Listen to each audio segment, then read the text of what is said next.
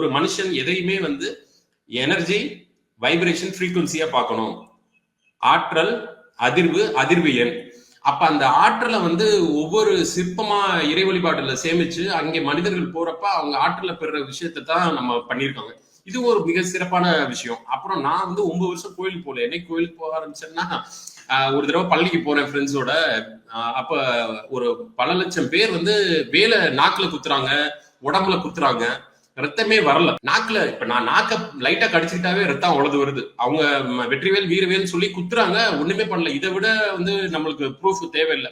அப்ப போர்க்கலைகள்லையும் தமிழோட கலாச்சார பண்பாடுலையும் நம்மளுக்கு மீறி ஒரு சக்தி வருது. அப்ப சோழர்கள்லாம் அந்த காலத்துல சண்டைக்கு போறப்ப கொற்கைன்னு ஒரு பெண் தெய்வம், அதை கும்பிட்டு போய் அவங்களுக்கு தோல்வியே வரல. அப்ப என்னன்னா, நம்ம இவ்வளவு சிறப்பு இந்த வேல் வழிபாட்டிலே நான் சொல்லிடலாம், அது நம்மள்ட்ட தான் சிறப்பு இருக்கு, அதை மீறி நம்ம மேல அவதூறு கிளப்புறாங்க. இவ்வளவு சிறப்பு இருந்தும் அவங்க தொடர்ந்து நம்மள சாத்தான் வழிபாடுன்னு சொல்றதுக்கு கண்டனக்குரியது ஜி. இது மிகவும் தவறான ஒரு விஷயம்.